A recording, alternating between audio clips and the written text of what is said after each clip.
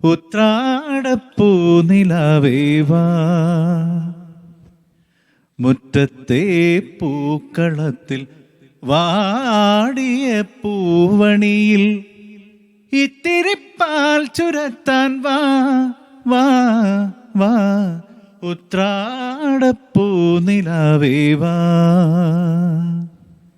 മുറ്റത്തെ പൂക്കളത്തിൽ വാടിയ പൂവനിയിൽ ഇത്തിരിപ്പാൽ ചുരത്താൻ വാ വാ വാ ഉത്രാടപ്പൂ നിലാവേ വാ. അങ്ങനെ ഉത്രാട പൂനിലാവ് വന്നു. നമ്മൾ തിരുവോണ സദ്യം കഴിച്ചിട്ടിരുന്നാണ് കേൾക്കുന്നത്. അപ്പോൾ അർത്ഥം വെച്ച് നോക്കിക്കഴിഞ്ഞാൽ ഞാൻ രണ്ടുപേരുടെയും, നിങ്ങൾ രണ്ടുപേരും എന്ന് പറഞ്ഞാൽ നിങ്ങളുടെ രണ്ടുപേരുടെ അച്ഛന്മാർ, ഇപ്പോൾ ബ്രഹ്മാനന്ദൻ സാർ ആയാലും യേശുദാസ് സാർ ആയാലും രണ്ടുപേരും വ്യത്യസ്ത ശൈലി പിന്തുടർന്ന് ഒരേ കാലഘട്ടത്തിൽ വർക്ക് ചെയ്ത ആളുകളാണ്. അപ്പം അവർ തമ്മിൽ ഇത്രയും ഒരു വൈബോ സൗഹൃദമോ ഉണ്ടായിരുന്നു എന്ന് ഞാൻ കരുതുന്നില്ല. കാരണം ആ ഒരു കാലഘട്ടത്തിലൊന്നും ഇങ്ങനെയുള്ള ഒരു വൈബിംഗ് ഒന്നും ഇല്ലല്ലോ. അവരവരുടെ പാട്ടുകൾ പാടുന്നു, അങ്ങനെ പോകുന്നു. പക്ഷെ ഇല്ലായിരുന്നു നമുക്ക് അറിഞ്ഞൂടാ.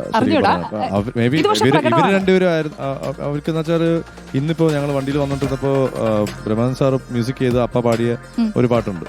അപ്പൊ അത് കേൾപ്പിക്കായിരുന്നു. അപ്പൊ തീർച്ചയായിട്ടും അവര് കൂടിയിട്ടുണ്ട്, ഇല്ലാന്ന് പറയാൻ പറ്റില്ല. മേ ബി ഇതിപ്പോ നിങ്ങൾ കാണുന്നു എന്നുള്ളൂ. അന്ന് അത് ഇങ്ങനെ കാണാൻ ആർക്കും ഈ മേ ബി ചാൻസ് ഉണ്ടായിരുന്നില്ല എന്ന് മാത്രം. ഉണ്ടായിരുന്നു. അവർ ഈ പ്രോഗ്രാംസിനൊക്കെ ഒരുമിച്ച് പോകുമ്പോഴും പിന്നെ ഞങ്ങളുടെ ഒരു കോമൺ ഫ്രണ്ട് ഉണ്ട്, ദാസാന്റെ ബോംബെ ചന്ദ്രൻ എന്ന് പറയും. അദ്ദേഹം ബോംബെയിൽ ഒരുപാട് ഷോസ് ഒക്കെ ചെയ്യാറുള്ളപ്പോൾ അദ്ദേഹത്തിന്റെ വീട്ടിലാണ് അച്ഛനും ദാസാറൊക്കെ താമസിക്കാറ്. പിന്നെ ഒരുമിച്ചുള്ള യാത്രകളും പല വേദികളിൽ കാണുക. അച്ഛൻ പാടിയ പാട്ടുകൾ അല്ലെങ്കിൽ അച്ഛൻ ചെയ്ത പാട്ടുകൾ, അപ്പം അച്ഛൻ്റെ പാട്ടുകൾ എടുത്ത് നോക്കിക്കഴിയുമ്പോഴത്തേക്ക് അത് നമ്പർ വെച്ച് നോക്കുമ്പോഴത്തേക്കും കുറവാണ്. പക്ഷേ ഹിറ്റായിട്ടുണ്ട് അന്നത്തെ കാലത്ത് തന്നെ. ഇപ്പോൾ ലോകം മുഴുവൻ സുഖം പകരാനായാലും അങ്ങനെ ഓരോ പാട്ടുകൾ എടുത്ത് നോക്കിക്കഴിഞ്ഞാൽ അക്കാലത്ത് ഒരു ട്രേഡ് മാർക്ക് ഇടാൻ സാധിച്ചിട്ടുണ്ട്. അച്ഛൻ്റെ പാട്ടുകളിൽ രാകേഷിന്റെ ഫേവറേറ്റ് ഏതാണ്? ഈ പറഞ്ഞ പോലെ എല്ലാ പാട്ടുകളും ഹിറ്റാണ്, എല്ലാ പാട്ടുകളും ഹൃദ്യമാണ്. അതുകൊണ്ട് തന്നെ ഈ പെട്ടെന്ന് പിക്ക് ചെയ്യാന്ന് പറയുന്നത് വലിയ ബുദ്ധിമുട്ടാണ്. ആ ചോദ്യം ഇങ്ങോട്ട് ഇടാം. അയ്യോ, നീലനിശീതിനിയുണ്ട്. ഞാൻ എനിക്കറിയാവുന്ന ഒന്ന് രണ്ടെണ്ണം പറയാം. അപ്പയുടെയോ?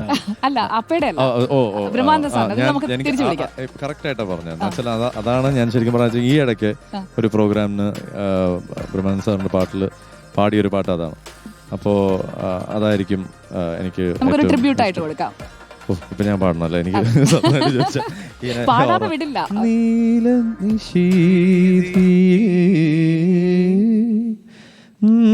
മണിമേടയിൽ നിദ്രാവിഹീനയായി നിന്നു നിർമ്മലനാടിയിൽ നിർമ്മലേ ഞാൻ കാത്തു നിന്നു. ട്യൂൺ ഓർമ്മയുണ്ട്, പക്ഷെ ലിറിക്സ് ഇനി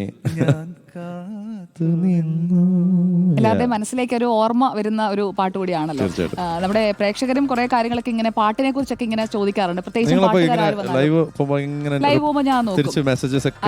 അപ്പൊ അതാണ്ട് മനോഹരൻ എന്ന് പറഞ്ഞൊരു ചേട്ടൻ പറഞ്ഞിട്ടുണ്ട്, പാട്ടിൽ സംഗതി വന്നില്ല, ആരോട് പറയാൻ, ശരത്തങ്ങളില്ലാത്ത ഭാഗ്യമെന്ന്. ഏത് ശരത്തങ്ങൾ? നമ്മുടെ ശരത്തേട്ടനാണ് സംഗതിയെ കുറിച്ച് പറയുന്നത്. അവരാണ് എന്നെ പഠിപ്പിച്ചു കുറെ. നമ്മുടെ ശരത്തേട്ടൻ, ഞങ്ങളുടെ ഗ്രൂപ്പിൽ ഒരു ശരത്തുണ്ട്. ഇല്ല, ഇത് നമ്മുടെ മ്യൂസിക് ഡയറക്ടർ. അപ്പോ ശരത്തങ്ങൾ ഇല്ലാത്തത് ഭാഗ്യം. അങ്ങനെ കുറെ കമന്റുകൾ അപ്പൊ തന്നെ വരും. ഒരു അടിപൊളി പാട്ട് പാടുമെന്ന് നമ്മുടെ സുനീഷ് ചോദിക്കുന്നുണ്ട്. ഓണം വൈബില് അടിപൊളി പാട്ട്, ഓണം വൈബിൽ ഒരു പാട്ട് പാടാലോ നമുക്ക്?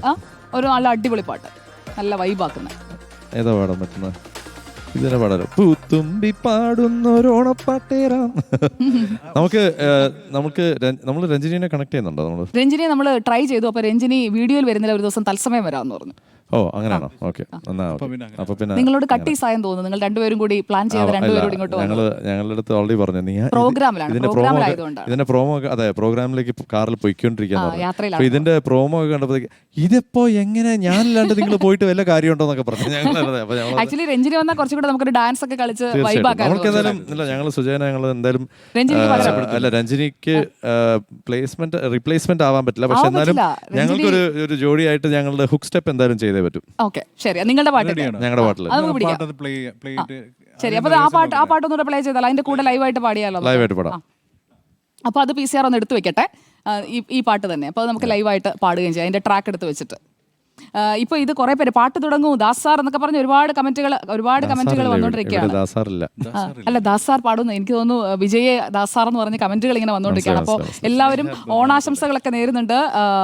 പിന്നെ please make dialogue from film also എന്നൊക്കെ പറയുന്നുണ്ട്. അതേതാണ് സിനിമ ഡയലോഗ്? എന്റെ ഡയലോഗ്, ഫിലിം ഡയലോഗ് ആർക്കെങ്കിലും അറിയോ? എന്നൊക്കെയുള്ള മാരിയില് എന്താണ് ചിലപ്പോ, മാരിയിലെ വല്ല ഡയലോഗ് ആണോ ഇനി അതാണോ ഉദ്ദേശിച്ചത്? അതായിരിക്കും ചിലപ്പോൾ. അതായിരിക്കും സിനിമ ഡയലോഗ് പറയുമെന്നാണ് ചോദിച്ചിരിക്കുന്നത്. അപ്പൊ ഏതാണ് പർട്ടിക്കുലർ ഡയലോഗ് ഏതാണെന്ന് പറഞ്ഞിട്ടില്ല. പിന്നെ ഇവന് ഇപ്പൊ രണ്ട് സിനിമയില് പോലീസും മിലിറ്ററി ഓഫീസറായിട്ടൊക്കെ അഭിനയിച്ചിട്ടുണ്ട്. അതുകൊണ്ട് തുടങ്ങിയിട്ടുണ്ട്. രണ്ടുപേരും ഇപ്പൊ സിനിമയിലേക്കാണ്. അങ്ങനല്ല എന്നെ എന്തായാലും മലയാളത്തിലേക്ക് എനിക്ക് അറിഞ്ഞൂടാ. തമിഴില് ഇങ്ങനെ ഇടയ്ക്ക് എന്തോ പിണങ്ങി പോയായിരുന്നല്ലോ മലയാളത്തിലേക്ക് ഇനി ഇല്ലാന്നൊക്കെ പറഞ്ഞു. വേണ്ട, നിങ്ങൾക്ക് റേറ്റിംഗ് കൂട്ടാൻ വേണ്ടി ഞാൻ എന്തായാലും അതൊന്നും അതിലേക്ക് ഞാൻ പോകുന്നില്ല. ഇല്ല, അങ്ങനെയല്ല. അത് ആ ഒരു സമയത്ത് നമ്മൾ മനുഷ്യരാണല്ലോ. ഇപ്പൊ നിങ്ങൾക്ക് ഇങ്ങനെ ഇരിക്കുമ്പോഴത്തേക്കും അതിൽ കമന്റില് കുറെ എന്തെങ്കിലും പറയുമ്പോ നമുക്കിത് നമ്മൾ വായിച്ചു പോകും. അല്ല, എനിക്ക് ഒന്നും തോന്നാറില്ല, അത് വേറെ കാര്യം. പക്ഷെ ഇത് പ്രൊഫഷണലി അതെ, അതൊന്നും എനിക്ക് കുഴപ്പമില്ല. പക്ഷെ ഇത് പ്രൊഫഷണലി ഒരു പാട്ടുകാരനായിട്ട് നമ്മൾ ഇത്രയും വർഷം പാടിക്കൊണ്ടിരിക്കുന്നു, നമ്മൾ ഇത്രയും, അപ്പൊ അതിനൊരു നമുക്കൊരു നമ്മളുടെ അടുത്തേക്ക് കാണിക്കുന്ന, പിന്നെ അത് മനസ്സിലായി അത് നമ്മൾ വേറെ ഒരാളുടെ നിന്ന് പ്രതീക്ഷിക്കാൻ പാടില്ല എന്നുള്ളത്. അതിപ്പോ ഇൻഡസ്ട്രിയിലായാലും പൊതുവെ ആൾക്കാരുടെ അടുത്തുനിന്നായാലും സ്നേഹമുള്ളവർ കാണിക്കുന്നുണ്ട്, നമ്മളെ ഇഷ്ടപ്പെടുന്നവർ കാണിക്കുന്നുണ്ട്. അത് മാത്രം നമ്മൾ കണ്ടു പോയാൽ മതി എന്നുള്ള ഒരു ഇതില്ല. പക്ഷെ ആ ഒരു സമയത്ത് ഞാൻ പറഞ്ഞത് വേറൊരു കോണ്ടെക്സ്റ്റിലാണ് അത് പറഞ്ഞത്. അത് കുഴപ്പമില്ല, അറിയാലോ നമ്മൾ മാറ്റുന്നതല്ല. അപ്പോ നമുക്ക് വിവാദങ്ങളൊക്കെ ഒരു ഭാഗത്ത് നിൽക്കട്ടെ. ഓണമൊക്കെ എങ്ങനെ ഉണ്ടായിരുന്നു? സദ്യ കഴിച്ചോ? നന്നായിട്ട് ഒരു സദ്യ കഴിച്ചിട്ടാണ് വയറ് നിറഞ്ഞിരിക്കുന്നു. അപ്പൊ രണ്ടുപേരും, ഒരാൾക്ക് ഇത്ര കൂടെ വയറില്ല ഇവിടെ, പക്ഷെ കുറച്ചായിട്ടുണ്ട്. അങ്ങനെ ഒന്ന് മുന്നിലോട്ടായി നിന്നാണ്. അപ്പൊ ഡാൻസ് കളിക്കാൻ ബുദ്ധിമുട്ടുണ്ടാവില്ലല്ലോ? ശരിക്കും അതിന്റെ കൊറിയോഗ്രാഫി ചെയ്ത വേറെ ആളല്ലേ? അപ്പൊ പഠിച്ചു. ഓ, ഞാൻ പെട്ടു ഗൈസ്. അപ്പോ ഒരു കാര്യം ചെയ്യാം, നമുക്ക് ആ പാട്ടൊന്ന് റെഡിയാക്കി അതിന്റെ ഡാൻസിന്റെ സ്റ്റെപ്പ് ഒക്കെ പഠിക്കണം. അതുകൊണ്ട് ഞാൻ ഒരു ചെറിയ ഇടവേള എടുത്തോട്ടെ. എനിക്ക് കുറച്ച് സമയം എടുക്കും. ഞാൻ കാരണം ഈ ശാസ്ത്രീയമായിട്ട് നൃത്തം അഭ്യസിച്ചിട്ടില്ല. ഒരു സ്റ്റെപ്പ് ഒന്ന് കാണിച്ചു തരുമോ? ഞാൻ പഠിക്കാൻ എളുപ്പമുള്ളതാണോ? ഞങ്ങൾക്ക് വേണ്ടിയാണോ സ്റ്റെപ്പ് ഉണ്ടാക്കിയത്? അപ്പോൾ അത് തീർച്ചയായിട്ടും എളുപ്പമായിട്ടുള്ള. അപ്പോൾ ഇവരുടെ തിരുവോണം ക്ലബിലേക്ക് ഞാനും ഒന്ന് കയറി നിൽക്കാനായിട്ട് ഇങ്ങനെ ഒന്ന് ചെറിയ എളിയ ഒരു ശ്രമം നടത്തുകയാണ്.